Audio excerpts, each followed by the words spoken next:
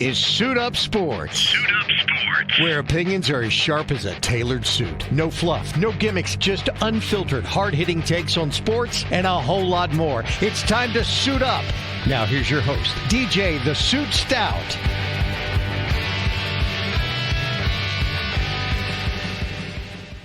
Today's Suit Up Sports is brought to you by Neogenics, Charlotte's #1 when it comes to stem cells and regenerative therapy.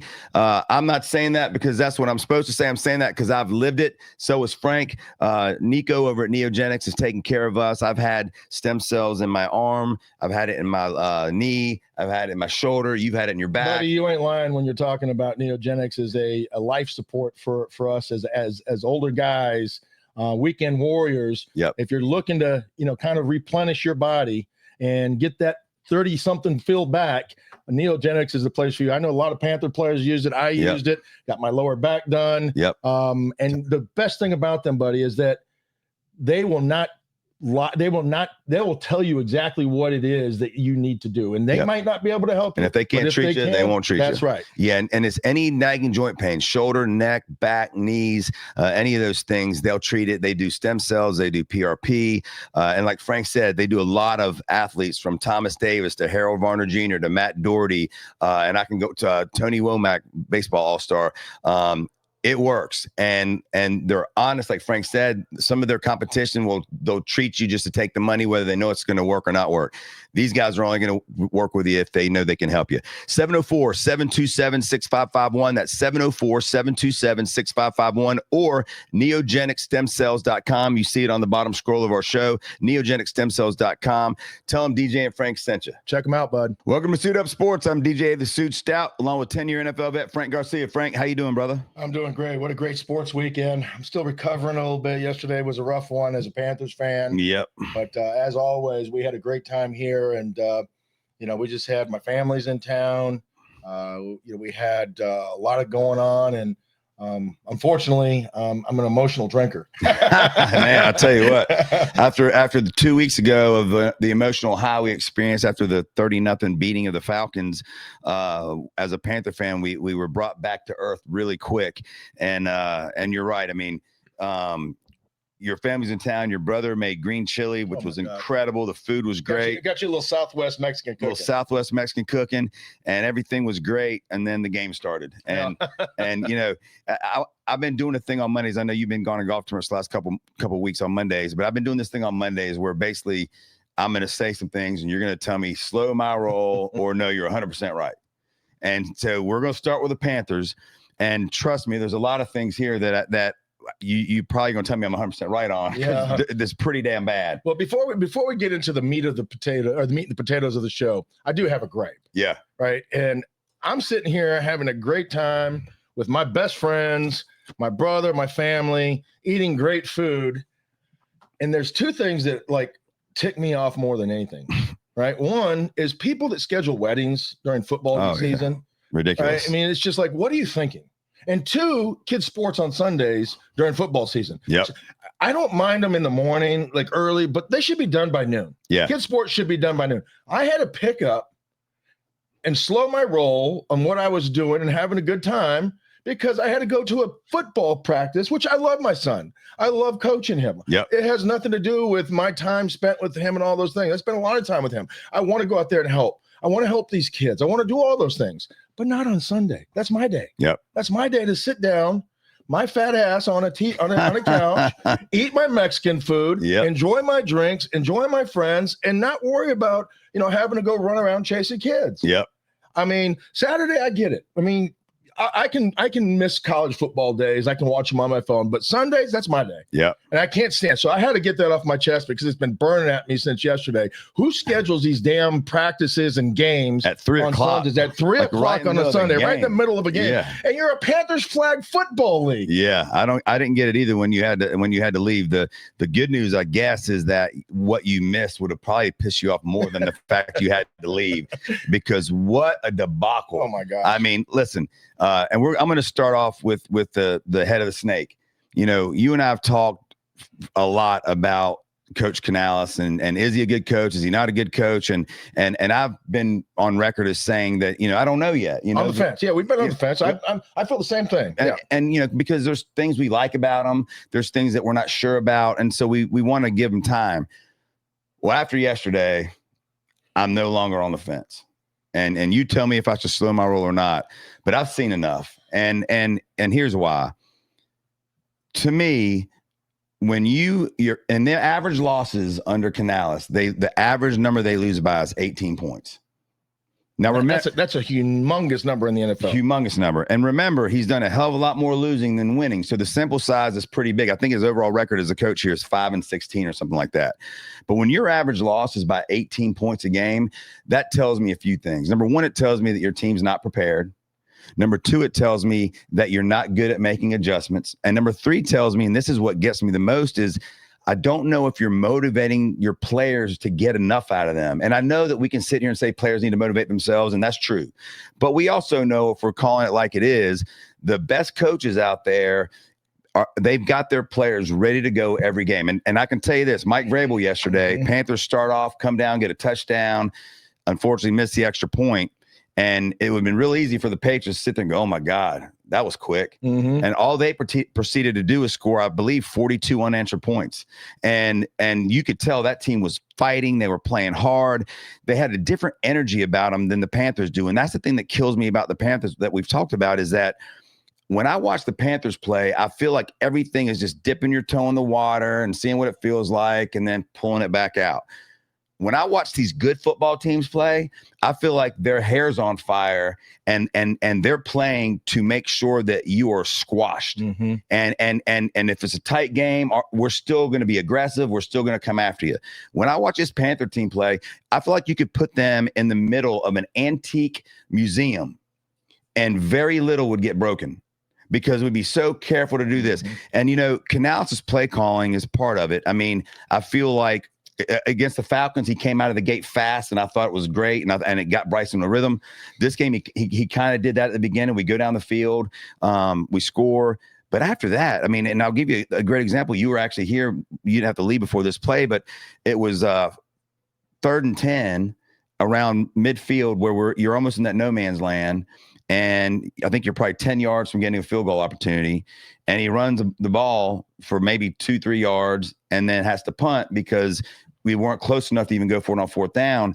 And to me, the good offenses in this league are going to grab you by the chest and put their imprint on you as far as what they want to do. I just don't see that with Canales. And so I'm done with it. Like, I'm done watching his, he seems like a great guy, and I like his positivity. What does that say about it could mean one or two things, right? And I hear what you're saying, and I really do, because although motivation is not something I'm expecting a coach at that level to bring to me, environment is. Correct. Right. And the environment that I work in on a daily basis has expectations, right? And that's what the coaches create for each team. When you go to Dan Campbell, when you go to Vrabel, all right, these are, guys that have played the game, guys that are tough, hard-nosed players that are going to fight tooth and nail for everything they had. Vrabel wasn't a God-gifted athlete. He fought for everything he did. He also had great toolage under Bill Belichick. So I'm sure what Belichick was able to bring to Vrabel was how to run an organization, what to do, how to prepare, etc. And that's what coaches at this level do differently than where in the college. You prepare for situations, but you also create that environment of expectations each and every day for your team. And if there's no checks and balances, if there's no structure, if there's no discipline or accountability, then players are going to run roughshod because they're making millions of dollars. So who's being held accountable? One of the best movies of all time, maybe the greatest, sports movie, definitely the best football movie of all time is what? Remember the Titans. And the line that I always remember the Titans is, attitude is a reflection of leadership, coach. Yep. Right? Remember that line? Yeah, 100%. When the defensive guys are talking to the coach and they're trying to get more out of them, you need to have a better attitude.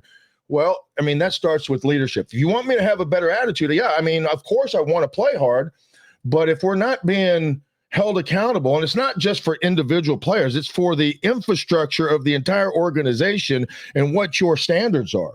Right. And everybody's standard, you can say it, it's excellence, right? We all want to be excellent. We all strive for excellence. Nobody's going to be perfect. Right. And every place you go is going to have those sayings all over the place. Yeah. But what are you doing differently to make guys hold accountable? Number two, right, is that if those things are taking place from Canales and players aren't buying into them, then you have bad leadership. Same thing, attitude, reflection of leadership. Who are the leaders on this team? And that's the question I have. You have a bunch of quiet guys that go about their business. There's no fire in their bellies, at least from what we can see on the field, to get guys motivated. There's nobody on my team grabbing me by the face mask and, damn it, let's get going, right? Especially when you go into a road game. I remember on the good teams I played on versus the bad teams I played on. On the bad teams I played on, it was, let's just hope we go in here and we're kind of sitting back. We're waiting to see what happens. Versus the good teams I came in here, we were arm to arm going into somebody's place. It was us versus the world. And it was a hostile environment, and we ate it up. I love that environment. There's no environment like that where you're going to say, it's me and my brothers going out there and we're going to take this by storm and we're going to make this art. We're going to put our flag right in the middle of this field. There's none of that. None. I don't see any of that with the Panthers. So what is that? Is that leadership from the players? Is it leadership from the coaches? Or is it both? And how do you, it's the quality of character in which the guy you bring in. And I'm not saying these guys are bad guys. Bryce Young is a great guy, right? But he's too nice. He's too nice, right? It's all about fun, right? It's all about the hoops. And, I need a guy that's going to hold players accountable. Steve Berline, Kurt Warner, right? Kurt Warner held everybody accountable.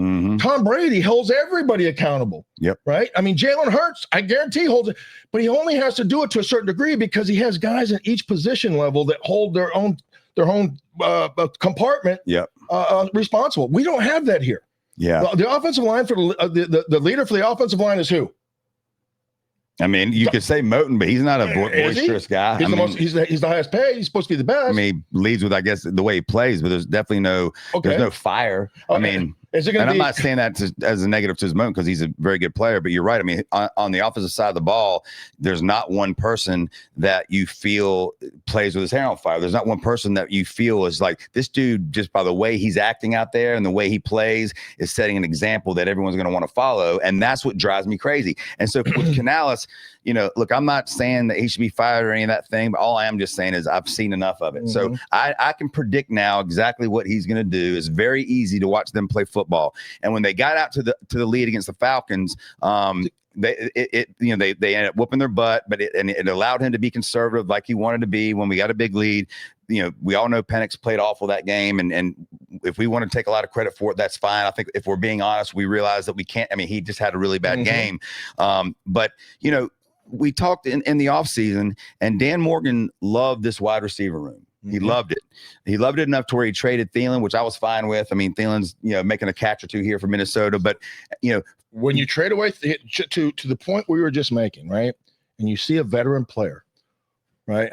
A lot of teams keep veteran players around for what we're just talking about, that presence in the locker room to communicate the head coach message back into the locker room. This is what we're being relayed, because there's going to be disgruntled players all the time. And I don't care how good you're doing, right? I don't agree. You made a mistake. And, we're going to be talking about, it's the gossip that exists, right? And but also if that's not quailed, if that's not squashed by veterans, and we're not like, hey, listen, guys, this is our responsibility. We're young players in particular. Where you have a young receiver room, you have a Leggett, and I'm not trying to be mean, but he can't speak English, right? I mean, you can't communicate.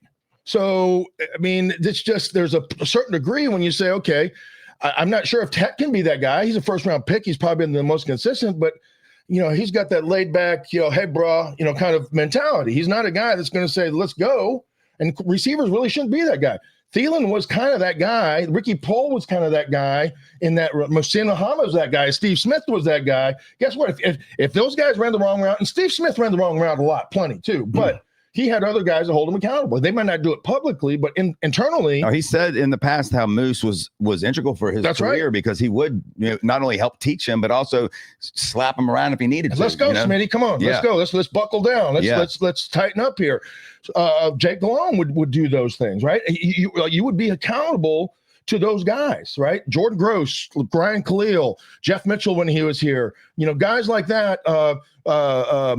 Kevin Donnelly, right? You had veteran Travell Wharton. You had guys that were presence guys that were all leaders, right? You had these guys that were, taking the bull by the horns, and they weren't it was going to be us against the world. We don't have that. And don't you think, and I guess that's my point on Canales, and then we'll move on, but I guess that's my point. There's no doubt the players like Canales. There's no doubt. Of course, he's nice and easy. Hey, buddy, that's okay. But it's all right. You made a mistake. We'll get it next time. That's my point. Right. I mean, listen, and I get coaches having players' backs and all that, but let's be honest. Leggett is not out because of a hamstring. That's right. He's out because he played like crap the first 2 games. He can't run around. He's clueless out there on the field, and he's hurting the team more than he's helping. So you know what, Canales, period. Instead of sitting here and babying it and saying it's his hamstring and all that. Say that you're sitting him down for a couple of weeks because he call it a mental break, whatever the hell you want to call it, like they did with Bryce Young. Mm-hmm. These players need somebody up there. If there's not a player that's going to do it, then that's the coach's job. And really, it's his job anyway, right? He's the manager of the team. He is the boss of the team. Regardless of what business you work on, you've got your CEO. He's the CEO. On a day-to-day basis, these guys report to him. And if he's not busting heads around now and trying to demand, it's easy to talk about culture and what we want to do. And it's easy for Dan Morgan to say, we're just bringing dogs in here. But I don't see any dogs. I feel like I'm at the dog pound looking for dogs, and I see cats. Mm-hmm. And that's not a play off the Panthers. Mm-hmm. I don't see any dogs. Mm-hmm. And listen, the receiver room, Tet so far, everybody will agree. For a rookie, he's been exactly what you thought. But he's been better. He's looked really good. But you are going to expect a rookie to drop some drops. And he has bad drops every game. I mean, right in his damn hand drops. And what is going to happen when other teams realize that he's the only guy you got? Well, that's where I was getting to, because with this wide receiver room that Dan Morgan loved so much, guess what? Who else is stepping up? After yesterday, even Mark Schlereth talked about it. They're going to double Tet, and they're going to take him away with Christian Gonzalez, a great corner who came back yesterday for the Patriots. And then who was going to do anything? And the answer was nobody. Mm-hmm. I mean, I think Bryson Tremaine showed some flashes here and there, but he's not ready for that. Hunter Renfrow is like, did he even play yesterday? Mm-hmm. I mean, if he's the veteran that you're expecting to take Adam Thielen's spot, which, okay, I'm with you. I got it. Where was he? And that doesn't even get down the list. And I know David Moore got hurt early after a good first play of the game, but there's no one else there. Now this wide receiver room looks awful. Mm-hmm. And now I know Coker hopefully will be back next week, if not the week after. And look, I'm as excited about Coker as anybody, but I'm also not going to sit here and paint a picture, a pretty picture that he's going to come in and save this offense, because he's not. He's not. Is he going to give Bryce another tall target that showed flashes as a rookie last year? Yep. But now you've got Tet, and who else is going to step up, because nobody yesterday did. And the tight ends, let's talk about that for a minute, because I'm going to go through the position a little bit, and then I'll let you. Okay, yep. I'm ranting right now, Frank. I'm letting you go. That Mexican food your brother gave me last night, my stomach's on fire. It's got you going. It's got me going. So the tight ends, Tremble played great yesterday. Mitchell Evans, the rookie out of Notre Dame, played very well. Got his first touchdown. I was happy with what we got from those tight ends, right? But even at tight end, don't most teams that have good tight ends, aren't they kind of leaders? Aren't they kind of fiery? Now, Mitchell Evans, you can't do that as a rookie yet. I'm not saying Mitchell. But Tremble, look, he's playing well. He's gotten better every year he's been here. He could be a guy, in my opinion, on that offense that could take a little leadership role, could get up in their faces. And he does have some fire to him. He's a guy, in my opinion, that could step up. But I can't name many more. And when the offensive play calling is so freaking conservative and so predictable. I mean, you remember when you'd go to sports bars back in the day, and maybe some of them still have it, but I think it was called Touchdown One or something, and you could sit there and you'd guess the play, and you'd win prizes or whatever. If I had one of those in my house yesterday, between me and you, mm-hmm. I don't think we would have missed many calls. Honestly, Mm-hmm. We wouldn't have called that jet sweep reversal, whatever it was, the first play of the game. But after that, I think and we would have not called a run on third down when we're trying to get in field goal position. If it was 3rd and 6, I could see it, and you're going to go for it on 4th down. But if it's 3rd and 10, you're not going to bust off an 8-yard run more than likely. Throw the ball. And so it's so predictable. Well, here'd be my throw the ball to who? Well, that's another thing. But that's their fault. Yep. I mean, look, that's and that leads me. I'm skipping around. That leads me to Bryce. Okay, Bryce yesterday, 18 for 30, 150 yards, touchdown, no turnovers. All right. So first of all, check the box of no turnovers, which is an important box for Bryce. Normally, when he doesn't turn the ball over, we feel like we at least are in the game usually, right? Well, Bryce isn't doing anything that a leading quarterback should be doing when it comes to putting your team on your back. And even if you take away, I don't need him rah-rah and all that. Would I like more of that from him? Yes. It trips me out now how every time he gets mad and slams his helmet on the bench, everybody goes, oh my God, there's a fire. He's got fire. Okay, maybe he does. But slam the damn helmet on the on the field. Grab a receiver when he's not lined up in the right position, like on 4th and goal against the Jaguars in the first game, and go rip that dude's butt. You got to get on him. That's your job. It's your offense. Because guess what, Bryce? If we want to take you out of the equation, the guys that you're playing with are going to really hurt your chances at another big contract right now. Because if you want to look at it that way, but when I look at it, and when I played soccer, and obviously I didn't play in professionally, but when I did play, and I was a pretty good player, I knew that for me to win the games that I wanted to win, I had to motivate and get the guys around me to play as hard as I was going to play. And there was certain guys you treat one way, and there's certain guys you treat another way. There were certain guys that I couldn't raise my voice and go, come on. I couldn't do it to them because they would fold like a lawn chair. But then there were certain guys that I knew that if I pissed them off, I was going to get exactly what I needed out of them. Mm-hmm. And that was my job as the captain of the team, was to know how I needed to handle each person to do what the coach wasn't going to do, because I was the leader of that team. Well, Bryce is the leader of this team. And let me tell you. Why? Well, the quarterback usually is the leader of the team. He's supposed to be. But why? Why is he the leader of this team? Good correction. Is he the leader of the team because he has a C on his shirt? No, he's not. And so the same thing I'm saying about Canales, I'm saying about Bryce. Like, at some point in time, this team needs to get pissed off and play with reckless abandon. And maybe, look, with black helmets last week, they seem to be tough guys. Put on the damn black helmets. If that makes you feel tougher, put them on every game. But it's ridiculous that we're sitting here and Bryce is in his third year, and we've seen nice flashes. We all like Bryce. Like you said, everybody likes Bryce. He shows flashes of where you think, okay, maybe he can be our guy. But then you look and you go, you know what his record is in his first 15 road games? He's 1-14. And let me give you the other 3 guys he's tied with, and you tell me one of these guys that turned out to be a good quarterback. Steve DeBerg, Dan Pastorini, and Blake Bortles. So that's who he's in the company with. And you can sit here and say it's not all his fault, just like those quarterbacks. They all played on some pretty bad teams. And I'll give you some of that. But what I will tell you is this: at least be enough of a leader and carry this. Cam Newton rubbed people the wrong way, left and right. People hated, oh my God, he's got his towel on his head. He's not being a good teammate. Oh, I hate the Superman. I hate he's doing first down. But I'll tell you this daggone much, and you and I talked to a lot of the guys that played with him. Whether they liked him or not, they knew that dude was not only going to give 110%, he was going to demand it out of you. And it didn't mean that he was going to call you out on the field in front of people, but he had no problem walking over to you on the bench and getting up your butt and saying, let's go. Steve Smith was the guy you brought up. Musa Muhammad was the guy that you brought up. Thomas Davis, Luke Kuechly. Brenton Buckner. And you're right. This team lacks Al Wallace. This team lacks that. And maybe there's a couple of these young guys, which is going to be my next rant, that might have that at some point. And maybe, I know you said before it's hard for a rookie to do that, right? And I get that, but there's no one else doing it. I mean, Trevin Wallace, who I was all over him the first 2 games, I feel like he's played pretty good the last 2 weeks. And I see a little fire in him on that, but then I see him miss a tackle or Morig, our safety. We all like him a lot. Tough-nosed dude. But I've not seen him get on anybody and say, let's go. Not his team. Exactly. Derek Brown. I talked last week about how I feel like he's been a lot more vocal. And you know what? Listen, if you want to look at something positive again yesterday, which you're going to kill me on saying this, and I'm almost saying this because I'm being facetious. Mm-hmm. Panthers only gave up, I believe, 104 yards rushing. So that's 2 weeks in a row, 3 weeks in a row. Ever since really the third, whatever it was against Arizona, that they seem to be doing a better job at stopping the run. But guess what? They get no pressure. None. Turk Wharton had our only sack yesterday, our defensive tackle. That's 1 sack in 2 weeks. And you know what? You can sit here and say that our 2 starting defensive ends are out. And I'll give you that. Wanham and Pat Jones. And Pat Jones, when he got hurt, was having a really good game. But So the young guys did have to play more. DJ Johnson, done with him.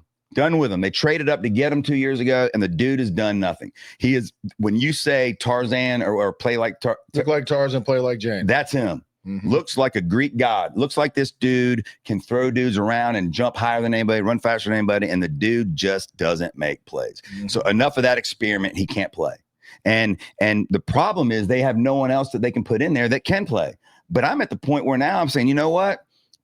Try somebody, because 0 minus 0 is 0. Well, let me go back to what you said with, the quarterback. I feel a little bit better. Yeah, Bryce Young. Yeah. Right? And you try to compare him to Cam Newton in their leadership qualities or aspects. There's two different things about that, right? I mean, Cam led by his example on the field. He wasn't the best leader when it came to, getting everybody else motivated, but he was inspirational. Correct. Right? The way he played the game, right, inspired me as a guy sitting at home wanting to jump through the TV to go help block for him. Right. I remember the play against Atlanta where he took on the entire team and continued to trudge 3, 4, 5 guys on his back to get the first down. Yep. And he did that way more than the time that he didn't jump on the ball. Sure. Right. So 100%. We're all going to have our times. That was his, where he could have probably done things differently. But 99.5% of the time that he played the game, he played with his hair on fire. He played with his heart. He played with passion, and he was inspirational to every one of his teammates. Because of the way he played, DJ, he had the ability to take over a game. It's like in basketball, I'll make the comparison, when you have a guy who's just a passer, right? All he does is pass. He's Chris Paul, good point guard, right? Hall of Famer. He's a Hall of Famer. Will be, yeah. Right? But he's not going to take over the game like a Brian Westbrook. Westbrook is going to go out there and win with his actions. He is going to be a ball dominant guy that is going to score. He's going to pass. He's going to do it all. Right. He's the best athlete on the court. He may not have the cerebral ability maybe it's to a degree where it's too much because he takes those shots instead of passing. He wants to win so bad. Right. And that was Cam Newton. Cam Newton was a guy like Westbrook that was a ball dominant guy. If you're going to have a guy that's just going to pass and quietly make plays, you better have the guys around you that are going to be able to step up and hit those shots. Right? You better have the guys that are going to be able to get the rebounds. You're going to have the guys that are going to be able to drive the basketball, right? But I'm going to put you in perfect position. That's Bryce Young. Bryce Young isn't going to make guys around him better until he has those guys around him. And the problem with this draft and drafting him number 1 overall, he's not Cam Newton. You can win immediately with a guy that has the ability to take over a game with his legs, with his arm, all the things, the size, all the things that make him a number 1 overall pick. When I go back to why I didn't like that pick with Bryce Young, it's because he didn't have those intangibles of he was going to be exceptionally big. He's going to be exceptionally fast. He's going to have an exceptional arm. Right? He's going to be able to make plays with his legs. Right? None of those things exist with him. He is a guy that needs the other people around him. They drafted him too early. It's not his fault. He's a good player. He has a chance to be a good player. He won at Alabama because he didn't turn the ball over. He made good decisions. And he had talent all over the place. But he had talent all over the field. We didn't have that talent. We drafted him and put him in a position to fail because we don't have those guys around him. If you remember his first year, we didn't have this offensive line. It was awful. It was terrible. The defense was awful, right? And that's the other thing that goes along with this is that if you're going to build a house, you have to have the foundation. Bryce Young is the window dressing. He's the expensive pictures. He's the I'm going to put this really cool highlight over here. That's who Bryce Young could be. But he doesn't have the foundation. This house is built on sticks, not with stone, right? And that's the problem with this team. As soon as those sticks start to crumble, everything else falls. And Bryce Young, he doesn't have it. And I'm not making excuses for him. I'm just telling you how it is. And I'm not blaming Bryce Young. I like Bryce Young as a person. It's Bryce Young doesn't have a chance to succeed because the foundation is faulty. And that's, you don't have the leaders in place. When you look at the teams, and Harbaugh is a perfect example of this, right? When he was in San Francisco, before they took Kaepernick, he had drafted like 3 years of offensive lineman and defensive lineman. He got the foundation in place where he said, now it's time to go get my quarterback. We're still not going to win enough games, but now I can go get my number one guy and bring him in here to run what we're done, because he's going to be protected. He's going to have playmakers, and he's going to go out there, and all he has to do is just not make mistakes. Yep. And if he's on top of that at Cam Newton, then we're going to have a Josh Allen. We're going to have a diamond in the rough, right? But until you have those, and that's the problem with the NFL. If with the number one overall pick, when you go take a quarterback, if he's not that guy, you're going to have several years of struggle. Yep. And that's where the Panthers are at right now. Well, and here's the other thing I was thinking about. And again, this is not to just not Bryce Young, because both of us think that he has the chance to be a good quarterback. We also agree that he needs more weapons around him, which we thought, or at least according to Dan Morgan, that they had this great wide receiver room. We thought we had this great running game, which now, I mean, Chuba Hubbard's a good running back. He is, but he had 10 carries yesterday. Dowdle had 9. Behind 45. No doubt. But my point is, in any game that we played this year, and I know we were behind in a lot of them, but we still haven't given Hubbard the ball 22 times. If he's going to be the guy you gave $30 million to, is a good running back. But DJ, score dictates play calling. I agree with you. But still, what I'm saying, even against Atlanta, when we're winning, he didn't have 23, 24 carries. Dowdle got 9 or 10. So, if I was thinking about this, and you tell me, because it's going to lead me to a point. Mm-hmm. So again, this isn't just to be tough on Bryce, but if you think of your top 10 quarterbacks in the NFL right now, they're all runners. All runners, and then they're all athletes. Are all?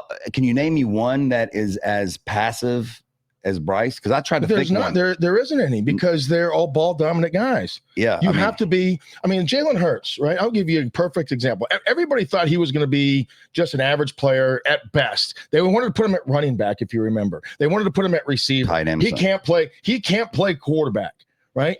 But the guy doesn't make mistakes, and he wins with what? With anything necessary. Yep. He's a triple threat. He can throw the ball. Yep. He can run the ball, and he doesn't turn the ball over, and he makes good decisions. Yep. Right. We don't have that. Bryce Young cannot run the ball. Well, he cannot run the ball. He can run it when he has to. He's not going to go run and get you 7 yards. You have to have it. Bryce Young is not a running quarterback. Bryce Young runs because the pocket breaks down. There's a huge difference between the two. I'm agreeing with you. That's what I'm saying. Like he's effective at running when he has to. That's not what I'm talking about. He's not going to go get 5 yards. That's not what I'm talking about. That's not what I'm talking about. There's no designed runs for Bryce Young. Right, well, that's true. Yeah. Right. Rarely. Yep. There's no designed runs for Bryce. There's designed Young's runs so that a defense has to go out there and stop Josh Allen. A defense has to go out there and stop Jalen Hurts. A defense has to go out there and stop, Lamar Jackson. They're not spying Bryce Young. Yeah, they're not spying him. Yeah. Right. They're not. Even if they are, it's not because he's a threat to go out there and break it. Yep. Right. It might be a third down situation where we're going to drop 8 and only rush 3, and one guy's going to spry Bryce Young when he goes out there and breaks, because we're just going to let him rove and make sure that Bryce Young doesn't break containment. Yep. Right. But they don't have he's not a big physical guy that's going to line up, because you're afraid he's going to hurt. And I'm telling you, as a guy that would be calling plays, I'm not running my quarterback if he's only 180 pounds, soaking wet, and 5'10". I'm not putting him in that situation. Number one, he can't hold the ball. Number two, he's going to get hurt. Right. So if I have Jalen Hurts, if I have Cam Newton, if I have Josh Allen, they're 6'5", 240. Yeah. Jalen Hurts squats 800 pounds. He runs like another running back there. Yeah. We don't have that difference maker at that position like those other teams do. Even when you look at Mahomes has so many different throwing angles. When he starts running, you can't leave your player, so it makes him an effective runner, because he can deliver the ball at any level to any position on any part of the field. Yep. So you cannot leave and vacate those areas. You have to stick on those guys. Yep. And here's the thing about Bryce, as far as the leadership piece of it. I was thinking about quarterbacks who were similar to Bryce's personality, right? And I was thinking about their coaches and vice versa. And I was trying to figure out, okay, was there a quarterback that would kind of played like Bryce, had that kind of personality? And whenever I would think of that, I normally would think of their coach, and they were usually a fiery coach. Then the opposite is when Peyton Manning played. Tony Dungy was as passive as a coach you've ever seen. But guess what? He didn't have to be, because he had Peyton Manning there. Peyton Manning was the coach. He was the coach. He was the offensive coach. He would get on anybody's butt. I don't know if you remember this, but I mean, it was kind of a big deal 15 years ago when he was playing, is that Tony Dungy was going to punt. And he pushed the defense. He pushed the team out. Said, "Get back. Yep. We're going for it." And they went for it. They got it. Yep. And nobody made a big deal about it because they executed. But if that had been the other way, imagine Bryce Young doing that. No. No. And let me tell you this. I mean, not many other quarterbacks would, by the way. I agree. Yeah. If you're gonna have a quarterback that is what Bryce is, you can't also have a coach, which is what Bryce is. There's nothing there that's going to make guys play with their hair on fire. And then when the play calling is just so predictable, we are an easy team to defend. I mean, we are a very easy, and I'll tell you another funny thing. We saw how our special teams yesterday everybody was talking about our special teams, top 5 in the league, this and that. Our kicker can drop the ball where he needs to. Our coverage has been great. Well, their punt returner yesterday, Jones, had 3 punt returns for 167 yards and a touchdown. Bryce threw for 150. This dude had more punt return yardage than our quarterback did throw, and that our running backs had combined. Don't forget the missed extra point and the missed field goal, which I don't know how a kicker 56 yards, 55 yards. You know, if you can't hit a 55 yarder in today's NFL, I mean, that's you're probably not going to make it very long. Yeah, and I don't know what happened there because that kid had been great so far. It was short. It was a short kick. Well, I'm saying I don't know if he just doesn't have the leg because he's hit a 56-yarder. I think his longest in his career is 55, 56. Yeah, I don't know. It could have been in Denver. It could have been with wind behind him. But it could have been all those things. So he might not just have that type of leg. But when you have a team like the Panthers do, where your margin between winning and losing is so thin, and then you give up 167 yards on punt returns, especially when Mike Vrabel came out this week in his press conference this past Tuesday and said. And he talked a lot about our special teams, and they do all this stuff right. And I almost felt when he said it, he's baiting us. They must see something that they're going to poke a hole through. Now, look, we did miss tackles. You know, that's not coaching. You got tackled the damn player. But my point is, if this team, and listen, our next 2 games, you got the Dolphins coming here, and you're at the Jets. I've watched the Dolphins every game. I watch the Jets every game. One thing I'll say about the Jets, they play tough. They play hard. Their coach is over there freaking up people's butt. He's cutting the first game they lost against Pittsburgh when the dude dropped the punt and that's costing the game. Cut him the next day. It's called accountability. And I don't see any with this team. Now I'm just looking at my phone. No, you do. They put Leggett on the bench. That was his hamstring. You know what I'm saying? And we were all. But they didn't even say it was because he's not getting the job done. Exactly. If you're in New York, if you don't say that, those fans will rip you sideways for lying to them. They know the reason why he's on the bench. Yep. And you know, I was just looking. One of the topics that a lot of people are pissed off about is why have we not seen Jimmy Horn Jr.? He at least brings something that we don't have. He's an electric, fast game changer with his speed. And we've seen Etienne at punt returns and kickoff returns, and he's done nothing. He's fumbled once and another one in preseason. You're holding your breath every time you kick the ball. Every single time. Please catch it. Please catch it. And so I get it. Jimmy Horn Jr. does have a skill set that we don't have on the roster right now. Can he run the right routes? Well, we don't know. But that's one of the things I had written down to talk about. Just why is he not getting at least a chance? And Canales in his press conference just now said we're going to see Jimmy Horn Jr. So that is what drives me crazy.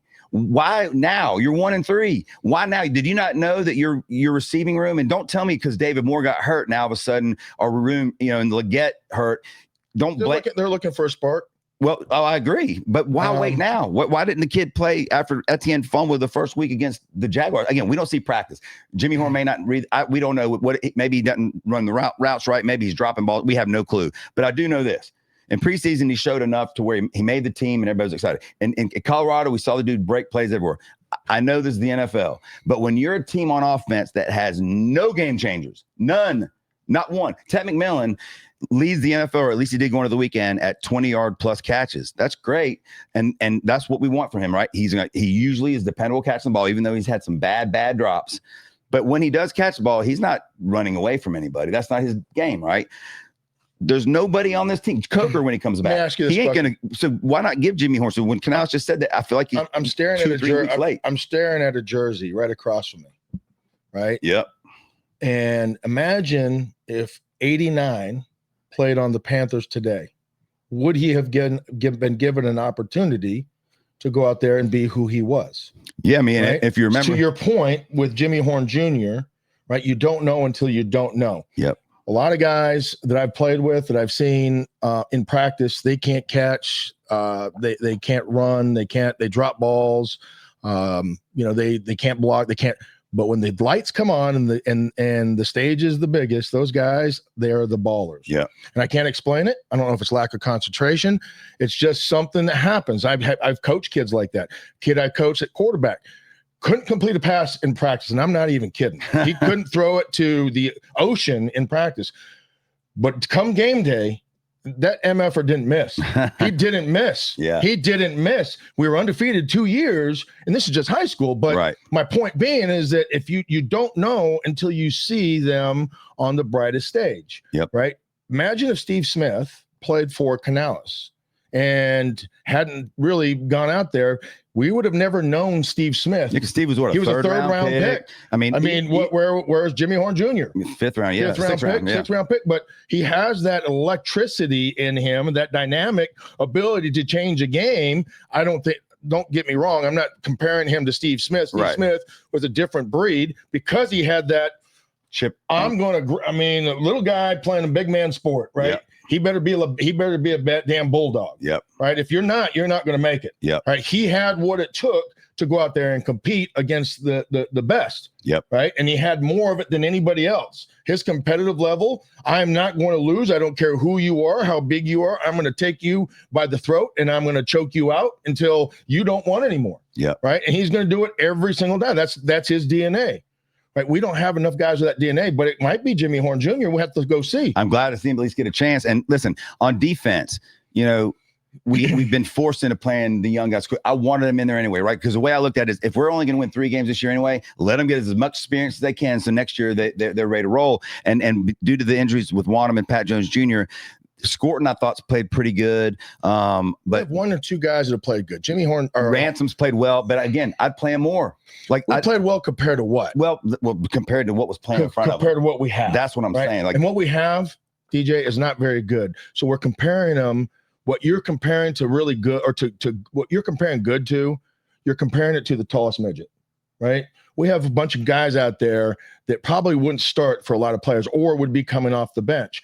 And if you're playing pretty good, compared to those guys, is that pretty good? Or is it there's just nobody better, right? Because when you look at the depth and you look at the way you rank players and you look at their skill sets, where would they fit in the big picture? Who would they play for? If they're playing for the worst teams, they're probably not going to be pretty good unless you're a standout and you're dominating, where you say, like a Derek Brown, he's a dominating player, right? He's going to play and start for any team in the league for the most part. Yeah. Right. He's going to play on any team. He's an 8. He's an 8. He's an 8.5. Right. Horn. Jimmy Horn Jr. JC Horn. JC Horn. He's a guy that's going to play on any team. Yep. Who else? I would say, I would who say else is going to start and make impact on any other team? Morrig, I would say, and he's done that. He's going to be a solid contributor. But then other than that, on this team, he's going to look like what? The best player. Oh yeah. Right. But he's not. He's just a solid contributor. But that's what gets in the league standards. But that was my point about Jimmy Horn Jr. is that with these young guys, get them out there because you're already bad. Yep. So if you can live with the mistakes they make, because you need them to get the experience so that they get better as the year goes on. And like I said, Scorton so far to me has looked pretty good. Princely has made some plays, but not enough of them. And we get no pressure on the quarterback. None. Let me tell you. Let me tell you what makes the difference between a good player and a pro.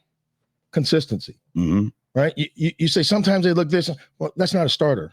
Right. Starters most of the time look like they belong out there and can make plays. Right. Oh, he looks okay. No, that's a backup. Right. Look at quarterbacks, for example.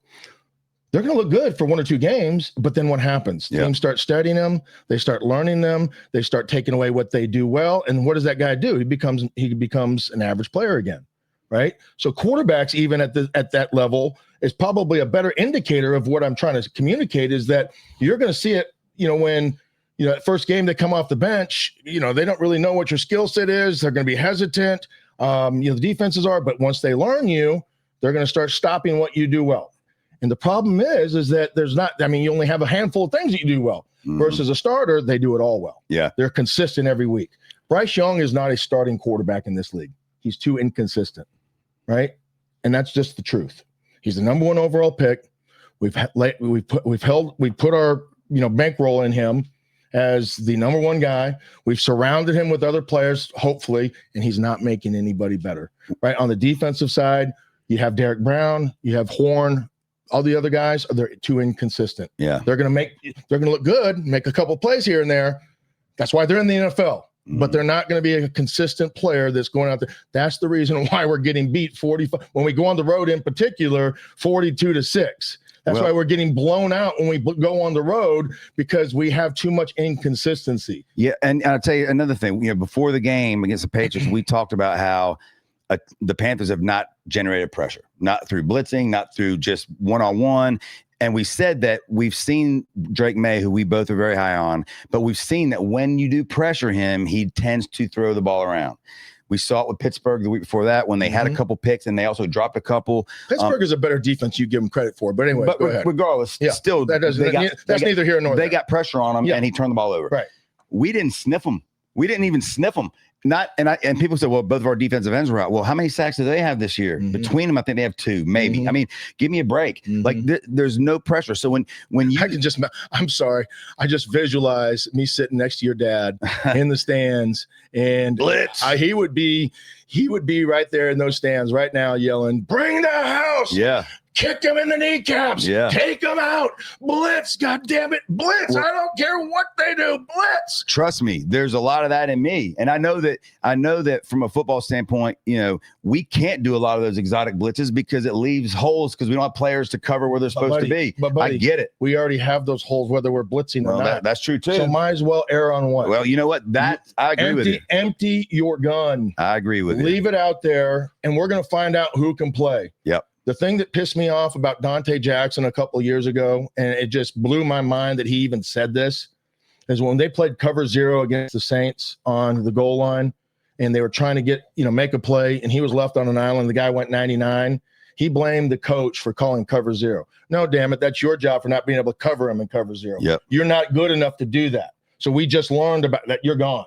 I can't trust you if we're going to call a play to go out there and nut up and do your job when it counts. Yep. Right. We saw a lot of this we don't have enough people in this country, and I don't want to make it a bigger political thing, but for the younger generation, we don't have enough people in this country that are going to nut up when it counts. They're going to defer. They're going to make excuses. They're going to blame the refs. They're going to blame the parents. They're going to blame the coaches. They're not going to take accountability and responsibility for not being good enough. They're going to transfer. They're going to go to a different place. Yep. They're going to allow. It's the YMCA. Always somebody else's fault. It's the YMCA mentality this country has allowed that is filtering into these generational players that we're looking at on Sunday and seeing the results of the way that they've been raised. Well, I'll tell you this. It was, on the scale of 1 to 10 when it comes to debacle, this was a 10. And, I thought, 5.5 point spread, we're going there. If we get some pressure on Drake, we should be able to be in the game. Our offense moved the ball pretty good against the Falcons. And man, was I wrong. There was not one phase of this game, not one that you can sit here and say we did well. Not one. Not one. So, you know what? We got outcoached. Yep. We got special teams got whooped.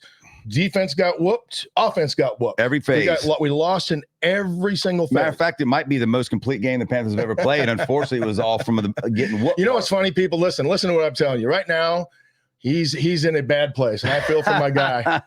But next week, when they go beat the New Orleans Saints, they'll play the Dolphins. The Dolphins, when they go out there and beat them, he's going to be like, "I told you, damn it! Here comes Bryce Young." You might be right. And listen, I said this on the show last week after we whooped the Falcons that it's amazing how winning a game changes your perspective. Because I said we just won this game. We're going to the Patriots. That's a winnable game. Then we're home against the Dolphins. Winnable game. And then at the Jets. Winnable game. Now, after watching what I saw yesterday, I'm going, dude, just get the season over and hope we hit our draft right. You're going for the number 1 pick already. Yeah, but and the problem is I don't think there's a quarterback if that's what they wanted to do that you just described as a game changer. Yeah. I don't think there's one out there this year. So maybe the kid from Indiana. But my point is, I'm gonna give you another good example of what I'm talking about. Your Giants. Yeah, Russell Wilson. Who's he remind you of? Bryce Young.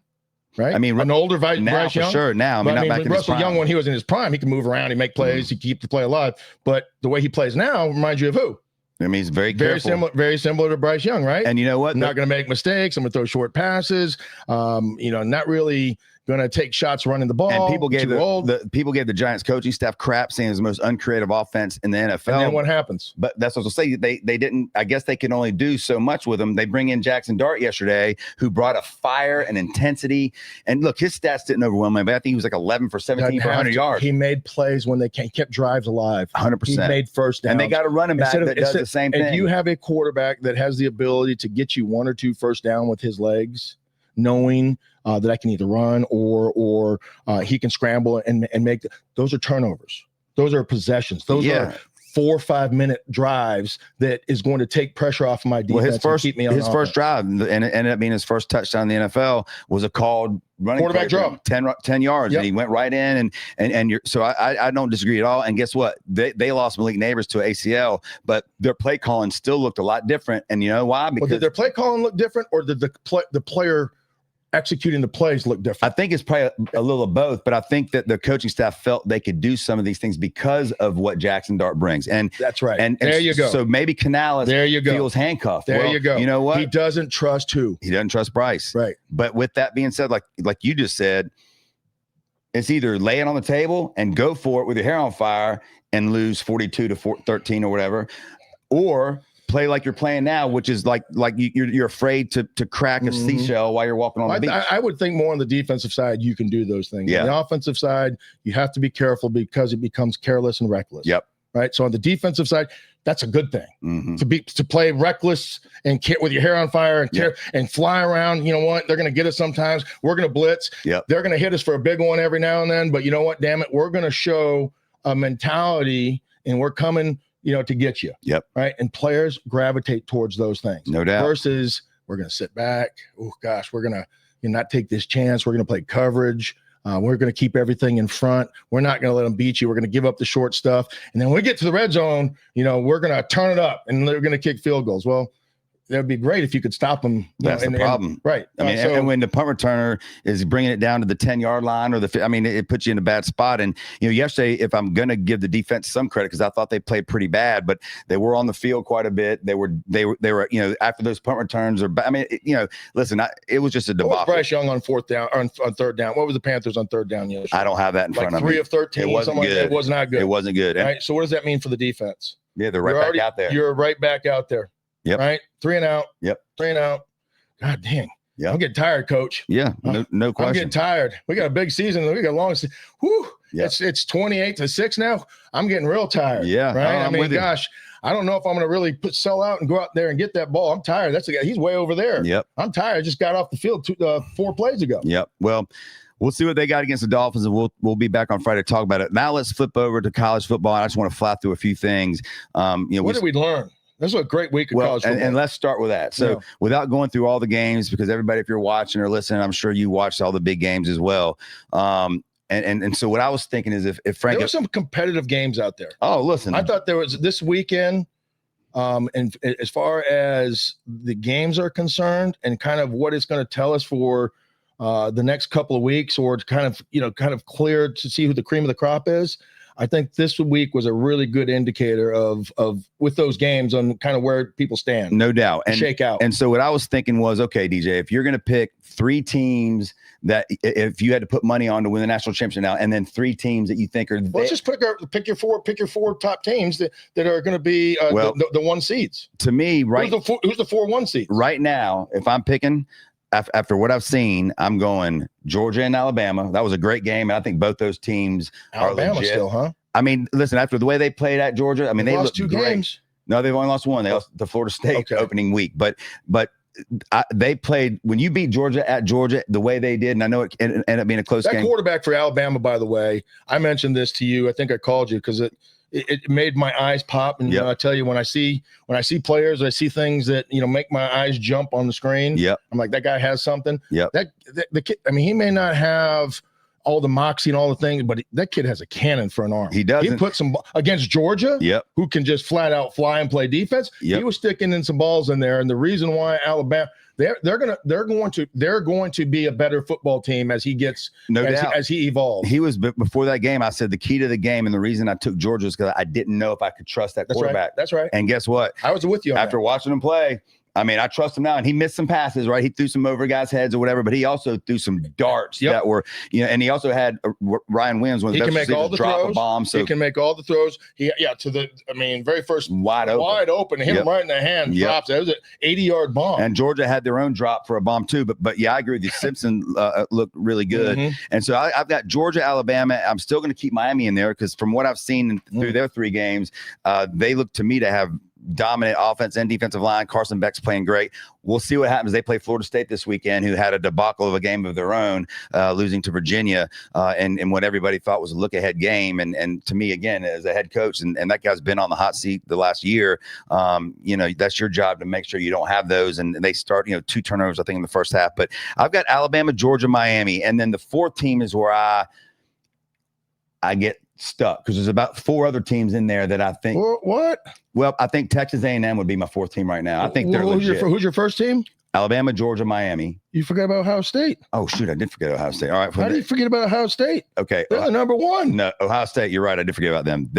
There's my 4. I mean, before Alabama and Georgia. No, you're right. I totally forget. I hate Ohio State. That's probably me being biased. But no, Ohio State for sure. So how much of the Oregon game against Penn State did you watch? I watched the whole thing. Franklin, he's still 1-14 against top 5 opponents, whatever his record is, 500 or less against top 10 opponents, and then even worse against top 25 opponents.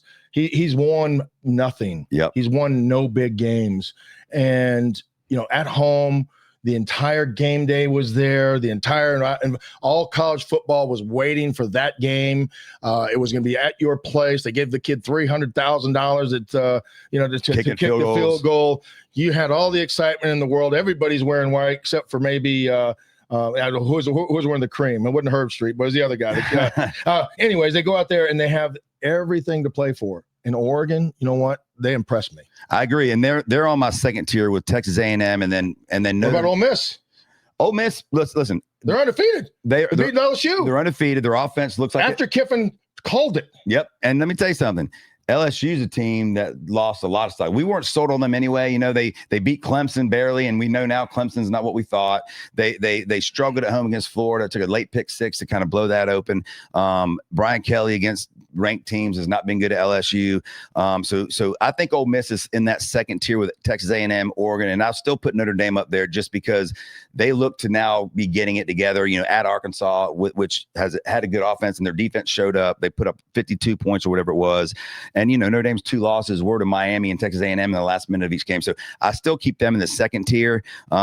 Texas A&M to me is really good. I think that guy can coach. I liked him at Duke, and they've got speed. I mean, they are fast on the receiver positions, and they got a quarterback that's elusive and has a gun. So I think they play as good a defense, if not the best, in the entire country. They're good. I can't wait to see the indicator on where we find out this week with Miami and Florida State. Yep.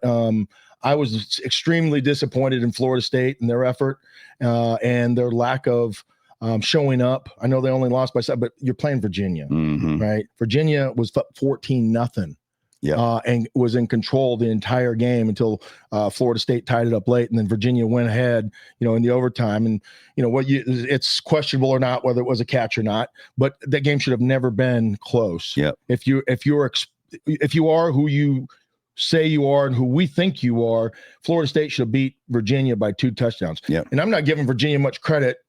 Rightfully so, because they're Virginia. They haven't done squat in the last 15, 20 years. Tiki Barber is not there on that team. The guy's a good coach. It's a good environment. I love their coach. But that's a team that you're just supposed to walk in there, do what you do, not turn the ball over, and methodically choke them out. Yep. Get the game over. Get back. This is little brother versus. We're going to get there. We're going to run the ball. We're going to control the clock. We're going to control the tempo, and we're going to squash you out. Yep. None of that happened. They looked like they were shell shocked. They didn't want to be there. They looked disinterested, and they laid an egg. I agree. So it'll be interesting to see with Miami if they're looking to pass that, which everybody's going to make that assessment. How good Miami is, especially on the defensive side, because Florida State's a pretty good team. Yep.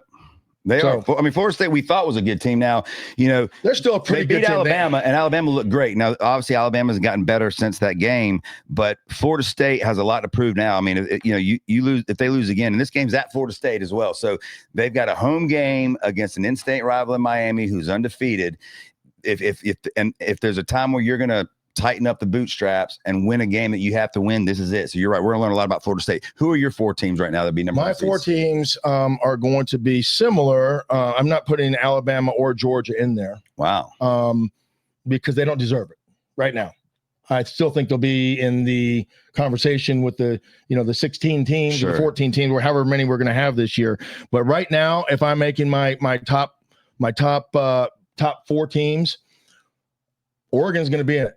That's a huge win for Oregon on a good team coming off last year with a really good coach. And nobody gives them credit because of the way that they lost to Ohio State last year. Right? They were undefeated going into that game. Right? And they beat some good teams. They beat Penn State last year on the road. They beat some teams. They beat them multiple times. Right? And they were a team that really, could have been in the national championship. Its circumstances been different. That being said, I think they bring a lot of those guys back. They fly around. They were more physical than Penn State. They look bigger on defense. They were bigger. They were faster. They were more aggressive. And in particular, on the defensive back section, they've got some length now. They went and got some players. Oregon is going to go find and pay for the best players with Phil Knight. He wants to win a championship before he dies. Yep. And he's not far away, right? So he's going to spend all his money trying to go build him a team. And he has. They may be better than Ohio State. That would be a great game. That would be a really good game, and we may see that in the Big Ten championship. But those 2 teams are going to be in there. Oh gosh, I mean, once you get past that, you start looking at Ole Miss, Texas A&M, Miami. I would probably say because of the quarterback play at Miami, you have an experienced guy who's used to playing on the big stage. And these big games, we saw the difference being quarterbacks that are making plays versus quarterbacks not. Carson Beck is a guy that's made plays. Yep. In all the games he's played, he's made plays. They've beaten Notre Dame, a ranked team, South Florida, who came in after undefeated. Yep. And then Florida, who again, Florida's not ranked right now, but that's an in-state rivalry. Florida's defense is actually good. So Miami's got the best resume probably of anybody right now. And then Oregon has a pretty good one as well. They're 5-0, and but they played nobody until this week. But they did what they were supposed to on the road. No doubt. All right. And let me tell you something I noticed about Oregon. We always know they can score points, and it's normally because they're faster than everybody, right? And they've got these gimmicky offense. Their quarterback was a damn good player too. Moore's really good. But one of the things I did notice was their offensive line, to me, against a very good Penn State defensive line, played very well to the point of when it got to the fourth quarter, they started breaking these longer runs, which tells me that offensive line are wearing on them. And you normally don't see that with Oregon, and so I do agree. They can win a game in a fancy way, a shootout, or what the halftime score in that game was like, what, 3-3? 7-7, 3-3, I think it was 3-3. Like, it wasn't like it was a shootout by any stretch of the imagination. And you give Penn State all the credit in the world for fighting back at home to tie that game up, and then making the plays when they counted. I mean, Oregon found a way to make the plays, but it was a great win for them. And I'm a believer in their program. I'm a believer in their coach in particular. And I know that they have some great players. So they're number 2. But Miami, Miss, and Texas A&M would probably be my next tier, right? Miami, Ole Miss, Texas A&M in that order. And it would be – you flip a coin between Texas A&M, whether you like the defense, or Ole Miss and you like the offense, right? Those would be my top 4, top 5. Well, it'll be interesting to see what happens this weekend. There's not the marquee games that we've been used to the last couple of weeks, but Miami, Florida State is the marquee game. That's the marquee guess. That's the one. I mean, if Florida State had not lost, that might be like 3 versus 4. Yeah. And I mean, it's still a marquee game. I'm saying that there's not a bunch of them this week like there have been. All right, let's end by talking about something that you and I also watched quite a bit of yesterday, which is the Ryder Cup. Europe takes it home again, 15-13. The Americans, 2 things I'll say about this. Number one, everybody wants to say we choked and we did this, we did that. And there's definitely some truth. I mean, there was a lot of putts we missed the first 2 days. But I also give credit to Europe because we saw some of the best golf we've ever seen in a team environment.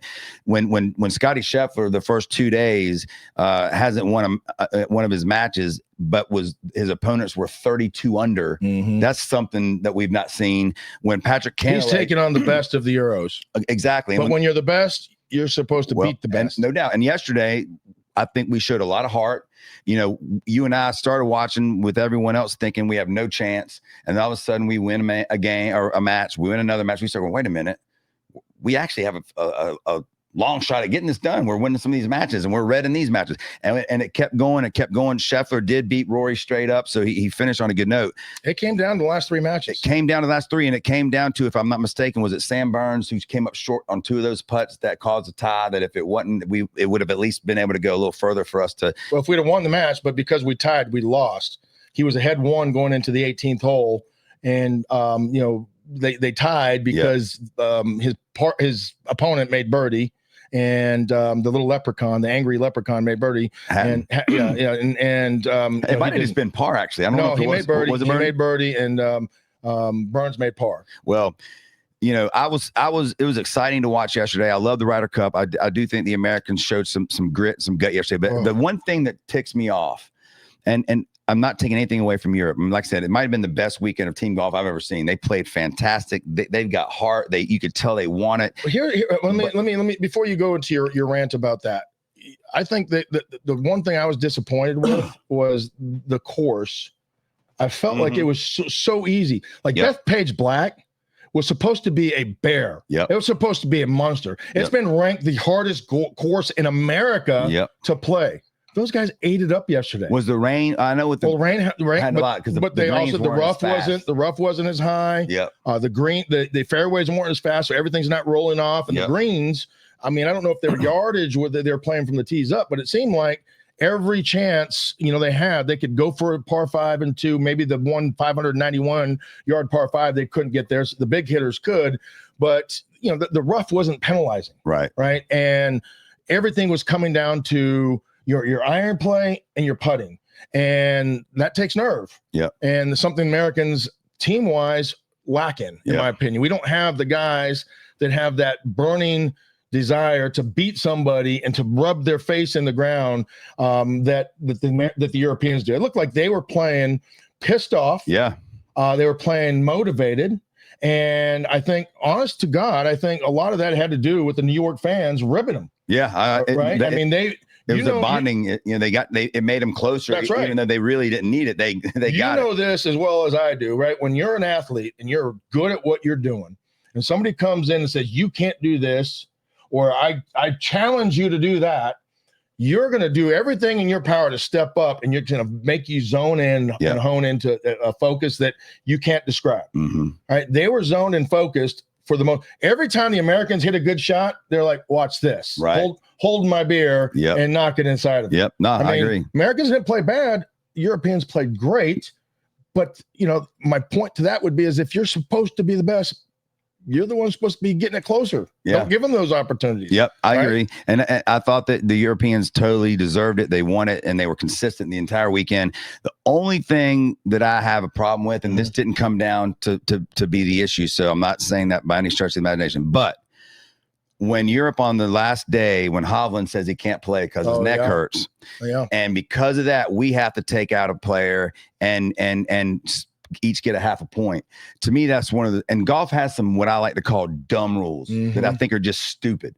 And they say it's because of history and all this stuff and whatever. I think history is meant to be changed. Yeah, there's some dumb rules. But with that being said, if the other team, regardless of which team it is, if their guy can't play, that's a loss. It should be a full point for the team that player can play.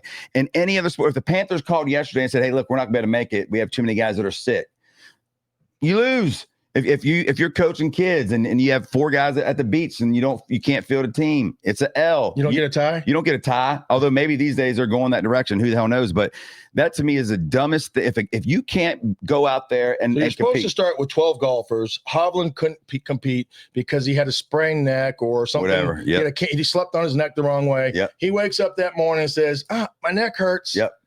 Maybe you were just sucking out loud and maybe you didn't want to give up a free point, and maybe that those things, I could make an argument, right, that strategically, no question, when my worst player is going to have to go out there and play for a point, and this is going to come down to him making a point or not.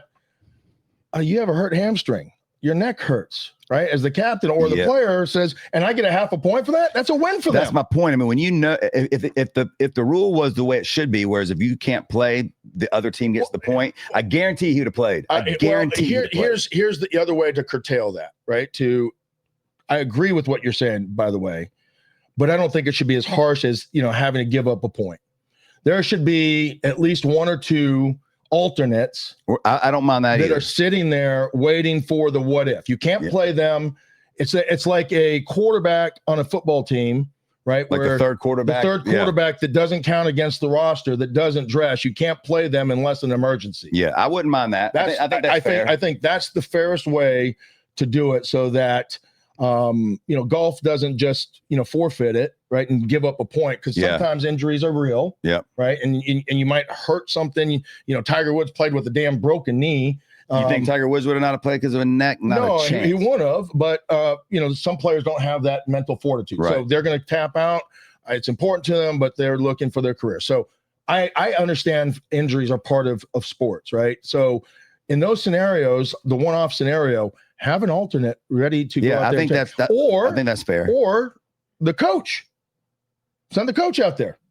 Well, we would have actually been in good shape against Luke Donald, who hasn't done anything in forever, but he's a hell of a captain. Who would we have sat?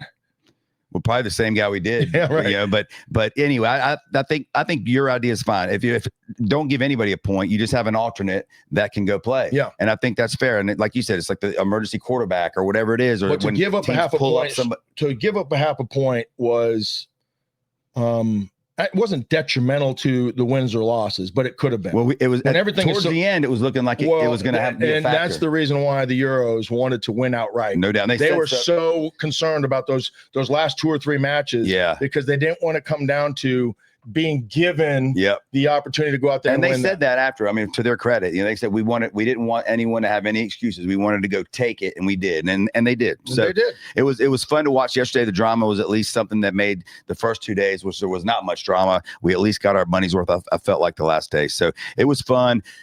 Again, we'll be back Friday. Panthers are at home against the Dolphins. It'll be interesting to see what happens this week as far as any changes. Are you going to be okay? I feel better now. Notre Dame won, so that's a good saving grace. I can't wait until I can get a weekend where all my teams win. This week I had 2 or 3. Last week 2 or 3. What we do on our picks, by the way? So the picks, we both were above 500 again. You were 7-7. I was 8-6, but now we're tied, dead heat. I was like the Euros.